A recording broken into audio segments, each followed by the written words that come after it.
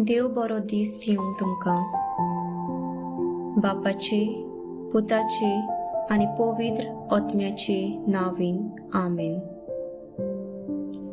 माकाचो 24:8 वोळ 11 ते 13. एकदां फारिसेव भायर सरले आनी जेजू कडेन भासाभास करूंक लागले आनी ताची परिक्षा करूंक ताचे कडेन स्वर्गावेली एक खुणा मागूंक लागले. आनी आपल्या काळजांतान सुस्कारून ताणें म्हटलें, ही सोसोत कित्याक म्हूण खुणा सोदता?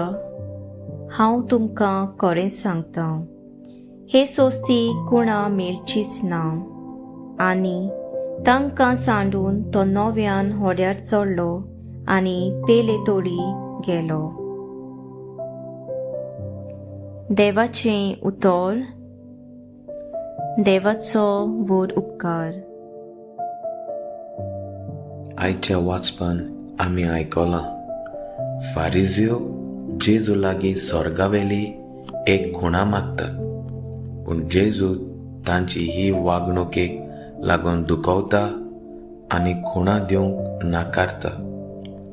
जेजूक पदवी आसली, पूण खरो भावार्थ फक्त खुणा वरवीं आमकां स्पश्ट जायना. आमच्या जिवितांत कितले फावटी आमी देवा लागीं खुणा मागल्यात.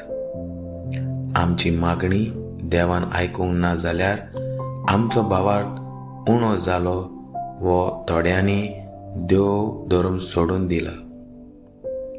आयज विचारुया, आमचो भावार्थ फक्त खुणाचेर दवरलेलो आसा काय? देवान म्हजें सगळें कितलें बरेंपण दाखयलां, पूण जेन्ना म्हाका जाय तें मेळना तेन्ना देव खरेंच आसा काय?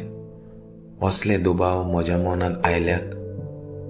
आयज आमचो भावार्थ थीर करुया.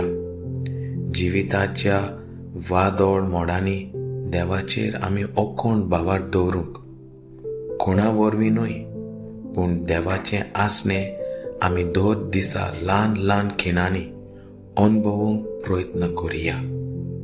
आमेन.